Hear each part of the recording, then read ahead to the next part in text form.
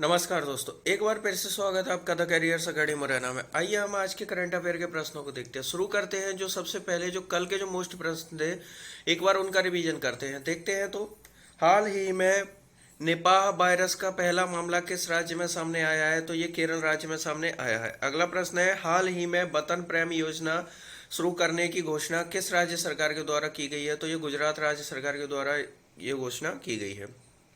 अगला क्वेश्चन है, हाल ही में भारत और किस देश के मध्य संयुक्त सैन्य अभ्यास सूर्य किरण आयोजित किया गया जाएगा? तो ये नेपाल और भारत के मध्य सूर्य किरण अभ्यास आयोजित किया जाएगा।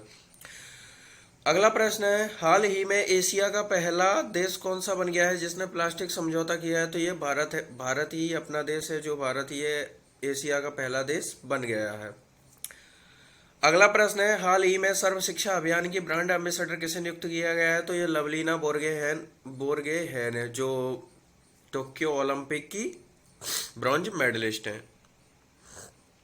और अभी तक आपने चैनल को सब्सक्राइब नहीं किया है, चैनल को सब्सक्राइब करें, बेल आइकन दबाएं, जिससे कि आपको नए वीडियोस की नोटिफिकेशन मिल सके।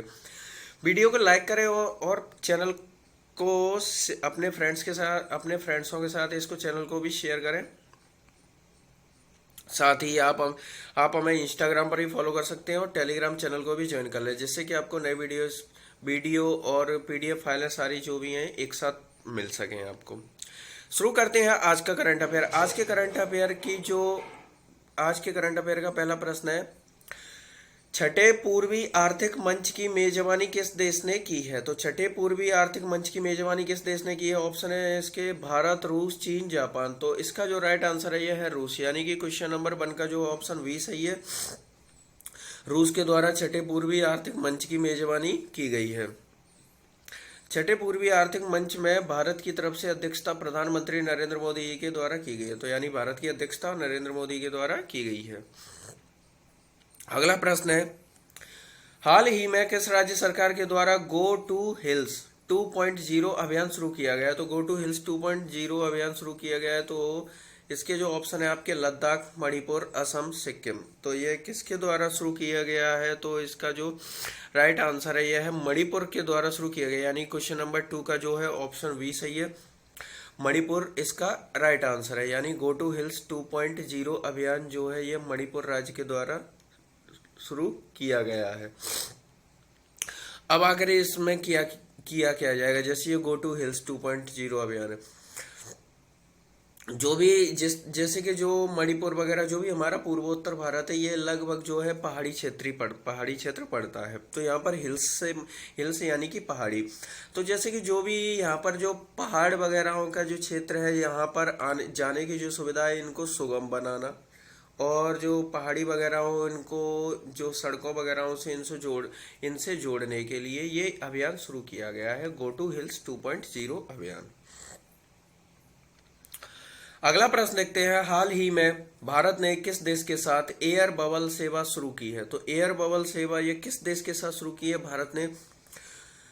ऑप्शन है आपके बांग्लादेश, नेपाल, अमेरिका। तो सिंगापुर, बांग्लादेश, नेपाल, अमेरिका। तो इसका जो आपका राइट आंसर है यह है बांग्लादेश, यानी कि क्वेश्चन नंबर 3 का जो है ऑप्शन 20 सही है। भारत ने बांग्लादेश के साथ एयर बबल सेवा शुरू की है। अब ये एयर बबल सेवा क्या है, आखिर इसे देखते हैं। जैसे कि आपको पता ही ज्ञात ही है अभी कि जैसे कोविड-19 की वजह से काफी देशों की जो है सीमाएं बंद कर दी गई, एक दूसरे देशों के जो भी नागरिक एक दूसरे देशों में नहीं आ जा सकते। तो अब जैसे कि धीरे धीरे जो भी कोविड के कई नियम बना दिए गए आने जाने के लिए, तो जैसे कि जो बांग्लादेश और भारत, इन दोनों ने जो है एयर बबल सेवा के जो सेवा की है, इस सेवा के तहत दोनों देशों ने हस्ताक्षर किए हैं। इस नियम के तहत क्या होगा, अब जैसे कि नेपाल और बांग्लादेश के जो भी नागरिक हैं एक दूसरे देशों में बिना अनुमति के आ जा सकते हैं, यानी कि इनको अलग से विशेष अनुमति लेने की आवश्यकता नहीं पड़ेगी इस एयर बबल सेवा के द्वारा। तो बांग्लादेश और भारत के नागरिक एक दूसरे देशों में जो वीजा वगैरह जो होते हैं अपने पासपोर्ट, उन्हीं के द्वारा आ जा सकते हैं, यानी कि अलग से कोविड के लिए इनको परमिशन लेने की आवश्यकता नहीं पड़ेगी। तो यही है एयर बबल सेवा। अब बांग्लादेश की बात हो रही है, तो बांग्लादेश की जो राजधानी है ये ढाका है, बांग्लादेश की जो मुद्रा है ये टका है। भारत का जो सर्वाधिक बॉर्डर है 4096 किलोमीटर। ये बांग्लादेश के साथ ही जुड़ता है। भारत की जो बड़ी नदियां हैं जैसे कि ब्रह्मपुत्र, गंगा, ये बांग्लादेश से ही होकर बंगाल की खाड़ी में ये मिलती हैं। बांग्लादेश की जो सबसे बड़ी भारत की जो सबसे बड़ी नदी है गंगा, जिसे बांग्लादेश में पद्मा नदी के नाम से जाना जाता है, और ब्रह्मपुत्र नदी को जमुना के नाम से जाना जाता है, और इन दोनों नदियों का जो संगम है ये मेघना नदी के नाम से जाना जाता है। तो और बांग्लादेश की जो प्रधानमंत्री हैं वर्तमान में ये है शेख हसीना है। तो आप बांग्लादेश से इतने पॉइंट याद रख सकते हैं। अगला प्रश्न देखते हैं, भारत का एकमात्र कौन सा जिला है जहां मगरमच्छ की तीनों प्रजातियां पाई जाती हैं? तो मगरमच्छ की तीनों प्रजातियां पाई जाती हैं ऐसा एकमात्र कौन सा जिला है? ऑप्शन है आपके चेन्नई, केंद्रपाड़ा, विशाखापट्टनम, कन्याकुमारी। तो इसका जो राइट आंसर है यह है केंद्रपाड़ा, यानी कि क्वेश्चन नंबर 4 का ऑप्शन बी सही है। केंद्रपाड़ा है जहां पर मगरमच्छ की तीनों प्रजातियां पाई जाती हैं। अब ये केंद्रपाड़ा कहाँ पड़ता है? तो उड़ीसा राज्य का केंद्रपाड़ा जिला भारत का पहला ऐसा जिला बन गया है जहां पर मगरमच्छ की तीनों प्रजातियां मौजूद है। यानी कि तो ये कहाँ पड़ता है? तो ये केंद्रपाड़ा ये तो ओडिशा में पड़ता है। ओडिशा की बात हो रही है तो ओडिशा की जो राजधानी है भुवनेश्वर है। ओडिशा के जो वर्तमान में मुख्यमंत्री हैं ये नवीन पटनायक हैं।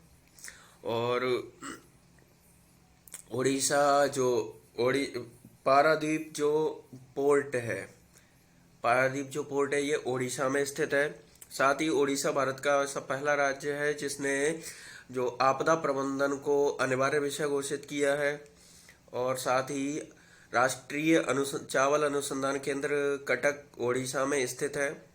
तो आप ओडिशा से इतने पॉइंट याद रख सकते हैं। अगला प्रश्न देखते हैं, हाल ही में ई कॉमर्स कंपनी अमेजॉन ने निर्यात को बढ़ावा देने के लिए किस राज्य के साथ समझौता किया है? तो ई कॉमर्स कंपनी अमेजॉन ने किस राज्य के साथ समझौता किया है? तो इसका जो राइट आंसर है ऑप्शन है इसके महाराष्ट्र, गुजरात, मध्य प्रदेश, उत्तराखंड। तो इसका जो राइट आंसर है यह है गुजरात, यानी क्वेश्चन नंबर 5 का ऑप्शन वी सही है। गुजरात ने ई कॉमर्स कंपनी अमेजॉन ने गुजरात के साथ निर्यात को बढ़ावा देने के लिए समझौता किया है।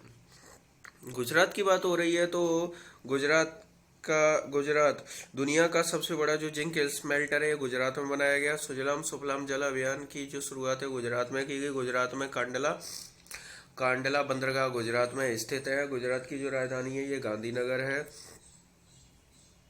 और गुजरात के जो मुख्यमंत्री हैं वर्तमान में ये विजय रूपाणी हैं। और गुजरात जो है ये भारत का सबसे बड़ा समुद्री सीमा वाला राज्य है, यानी भारत की सबसे ज्यादा जो समुद्री सीमा वाला राज्य जो है ये गुजरात ही है। तो आप गुजरात से इतने पॉइंट याद रख सकते हैं। अगला प्रश्न है, भारत का पहला डुगोंग संरक्षण रिजर्व किस राज्य में स्थापित किया गया है? तो डुगोंग संरक्षण रिजर्व किस राज्य में स्थापित किया? ऑप्शन है आपके आंध्र प्रदेश, तमिलनाडु, कर्नाटक, केरल। तो इसका जो राइट आंसर है यह है तमिलनाडु, यानी कि क्वेश्चन नंबर 6 का जो ऑप्शन आपका वी सही है। तमिलनाडु में पहला डुगोंग संरक्षण रिजर्व स्थापित किया गया है। अब आखिर ये डुगोंग क्या चीज है संरक्षण? तो डुगोंग जिसे समुद्री गाय भी कहा जाता है, डुगोंग एक जीव है जो जिसे समुद्री गाय भी कहा जाता है। मन्नार की खाड़ी और पाक स्टेट में पाया जाने वाला स्तनधारी जीव है। तो ये क्या है? एक स्तनधारी जीव है जिसे समुद्री गाय भी कहा जाता है। ये तमिलनाडु के पास में जो मन्नारी खाड़ी और पाक स्टेट है इन दोनों में ये पाया जाता है। ये विलुप्ति की कगार पर पहुंच चुके हैं, इसलिए इनके संरक्षण की योजना बनाई गई है। क्या है कि ये प्रजाति विलुप्त होने वाली है तो इनके संरक्षण के लिए ये संरक्षण के रिजर्व बनाया गया है। तो ये कहाँ स्थित है, किसने बनाया है? तो ये तमिलनाडु राज्य के द्वारा बनाया गया। तो आप इससे, और तमिलनाडु की बात हो रही है तो तमिलनाडु की जो राजधानी है ये चेन्नई है। और तमिलनाडु के जो मुख्यमंत्री हैं ये M.K. स्टालिन हैं। तो आप तमिलनाडु से रिलेटेड इतनी चीज याद रख सकते हैं। अगला प्रश्न है, डच ग्रैंड प्रिक्स 2021 का खिताब किसने जीता है? तो डच ग्रैंड प्रिक्स 2021 का खिताब किसने जीता? ऑप्शन है आपके Lewis Hamilton, Max Verstappen, Usain Bolt, इनमें से कोई नहीं। तो क्वेश्चन नंबर जो 7 का आपका राइट आंसर है यह है मैक्स वेरस्टेपेन, यानी कि क्वेश्चन नंबर 7 का ऑप्शन वी सही है। मैक्स वेरस्टेपेन ने जो है डच ग्रैंड प्रिक्स 2021 का खिताब जीता है। अब ये डच ग्रैंड प्रिक्स क्या है, तो ये F1 कार रेस है। तो ये क्या चीज है, डच ग्रैंड प्रिक्स ये एक कार रेस है जिसका खिताब जो मैक्स वेरस्टेपेन ने जीता है। और मैक्स वेरस्टेपेन जो है ये बेल्जियम के निवासी है। किस देश के हैं ये, बेल्जियम के हैं। अगला क्वेश्चन है आपका, हाल ही में international day of clean air for blue skies कब मनाया गया है। तो international day of clean air for blue skies ये कब मनाया गया, ऑप्शन है आपके 6 सितंबर, 7 सितंबर, 8 सितंबर या 9 सितंबर। तो क्वेश्चन नंबर 8 का जो आपका ऑप्शन बी सही है, 7 सितंबर, यानी कि 7 सितंबर को मनाया गया international day of clean air. अब ये क्या चीज होता है, तो देखिए day of clean air of for blue skies. तो जैसे कि आपको पता ही है कि इस समय में जो है हमारा जो एयर पोल्यूशन काफी, हमारे जितने व्हीकल्स और फैक्ट्रीज हैं इनसे जो भी धुआं वगैरह जो निकलता है, और भी कई प्रकार के जो हम घरों में जिस तरह से जो कचड़े वगैरह जैसे जहाँ पर इनका जो जलाया जाता है या किसी भी चीज़ से जो धुआं वगैरह होता है, तो उन चीज़ से जो हमारी एयर जो है पॉल्यूट होती जा रही है। तो international day of clean air यानी कि इसका मकसद है जो भी जो पॉल्यूशन जो बढ़ रहा है उसको किस तरह से हम नियंत्रण कर सकते हैं, और जो एयर को हम किस तरह से क्लीन कर सकते हैं। तो यही अपने वातावरण को स्वच्छ करने के लिए ये international day of clean air for blue skies, यानी कि देखो ये किसी भी दिवस को मनाने का सबसे प्रमुख उद्देश्य क्या होता है, पहला प्रश्न तो ये आता है। तो देखिए किसी भी देश को जो मनाने का उद्देश्य, प्रमुख जो उद्देश्य होता है, इसका मकसद ये है कि उस चीज के बारे में लोगों को जागरूक करना, उससे जो भी हमें हानियां है, जो भी नुकसान है, उसके उन चीजों को लोगों को समझाना, और उस चीज से जो भी उनका ख्याल रखने से हमें उससे क्या लाभ होगा, तो उस चीज के बारे में लोगों को बताना। यही सारी चीजों को लोगों तक पहुंचाने के वजह से ही जो भी है कोई भी दिवस मनाया जाता है। तो डे ऑफ क्लीन एयर यानी कि हवा को स्वच्छ बनाने के लिए इस दिवस की शुरुआत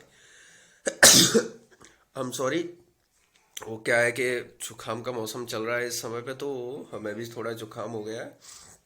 अगला प्रश्न देखते हैं, हाल ही में किस राज्य सरकार ने फिल्म सिटी बनाने की घोषणा की है। तो किस राज्य सरकार के द्वारा फिल्म सिटी बनाए जाने की घोषणा की गई है, ऑप्शन है आपके मध्य प्रदेश, हिमाचल प्रदेश, हरियाणा, जम्मू कश्मीर। तो किस राज्य ने की है, तो इसका जो राइट आंसर है यह है हिमाचल प्रदेश, यानी कि क्वेश्चन नंबर 9 का ऑप्शन बी सही है। हिमाचल प्रदेश सरकार के द्वारा फिल्म सिटी बनाए जाने की घोषणा की गई है। हिमाचल प्रदेश के जो मुख्यमंत्री हैं ये जयराम ठाकुर हैं। जयराम ठाकुर ने 100 करोड़ रुपए की लागत से हिमाचल प्रदेश में एक फिल्म सिटी बनाए जाने की घोषणा की है। इससे पहले आपको पता ही होगा कि सबसे पहले जो लास्ट ईयर जो है उत्तर प्रदेश सरकार के द्वारा उत्तर प्रदेश में भारत की सबसे बड़ी फिल्म सिटी बनाए जाने की घोषणा की गई है। और अब जो है ये हिमाचल प्रदेश में 100 करोड़ की लागत से फिल्म सिटी बनाने की घोषणा की गई है। हिमाचल प्रदेश की बात हो रही है तो हिमाचल प्रदेश की जो मुख्यमंत्री आपको बता चुके हैं जयराम ठाकुर है। हिमाचल प्रदेश की जो राजधानी है यह शिमला है, और राष्ट्रीय आलू अनुसंधान केंद्र जो है ये शिमला में स्थित है। कहाँ पर है ये, शिमला में स्थित है। और जो हिमाचल प्रदेश की जो अंतर्राष्ट्रीय सीमा की बात की जाए तो ये किससे लगती है, ये तिब्बत से यानी कि चीन से लगती है हिमाचल प्रदेश की अंतर्राष्ट्रीय सीमा। तो आप हिमाचल प्रदेश से इतने पॉइंटों को रिलेट रख सकते हैं। अगला क्वेश्चन है, हाल ही में शिक्षा मंत्रालय के द्वारा जारी नेशनल इंस्टीट्यूशन रैंकिंग में प्रथम स्थान पर कौन सा इंस्टीट्यूट रहा है। तो अभी हाल ही में जो ये रैंकिंग जारी की है तो पहला इंस्टीट्यूट कौन सा रहा है, ऑप्शन है आपके Indian institute of technology Indore, Indian institute of technology Madras, Indian institute of science education and research Bhopal, Indian institute of science Bengaluru. तो इसका जो राइट आंसर है यह है Indian institute of technology Madras, यानी कि क्वेश्चन नंबर 10 का जो ऑप्शन बी सही है। इंडियन इंस्टीट्यूट ऑफ टेक्नोलॉजी जो मद्रास है ये भारत की जो है टॉप इंस्टीट्यूट रहा है। अब पहला कौन रहा है तो इनके बारे में देख लेते हैं। हाल ही में जो शिक्षा मंत्रालय के द्वारा यह रैंकिंग जारी की गई है तो इस रैंकिंग के अनुसार जो प्रथम जो रहा है ये Indian institute of technology Madras, ये पहला रहा है। दूसरा है Indian institute of science Bengaluru, ये सेकंड रहा है। और तीसरा इंडियन इंस्टीट्यूट ऑफ टेक्नोलॉजी ये मुंबई का जो है ये तीसरे नंबर पर रहा है। अब इसमें मध्य प्रदेश का क्या स्थान रहा है, तो मध्य प्रदेश जो इस लिस्ट में मध्य प्रदेश के 2 इंस्टीट्यूट को जगह मिली है और दोनों एक इंदौर एक भोपाल का है। इनका स्थान क्या है तो Indian institute of technology Indore यानी कि IIT जो इंदौर का है इसको 30वां स्थान मिला है 30 नंबर पर है, और Indian institute of science education and research जो भोपाल का है ये 50वें नंबर पर आया है। तो इसका जो ऑप्शन आपका था ये Indian institute of technology Madras, ये इसका क्वेश्चन नंबर 10 का ऑप्शन राइट था।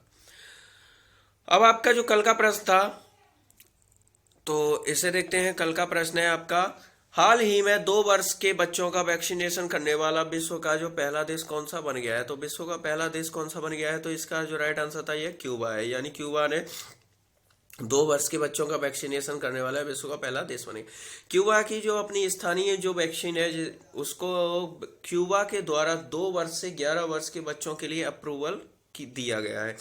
इसको WHO ने अभी तक अप्रूव नहीं किया है, ये सिर्फ क्यूबा के द्वारा ही स्थानीय लेवल पर इसको अप्रूव कर लिया गया है, और 2 वर्ष के बच्चों का वैक्सीनेट करने वाला ये विश्व का पहला देश जो है ये बन गया है। इसके साथ ही आपको इससे पहले जो है इजराइल के द्वारा जो अपनी बुजुर्ग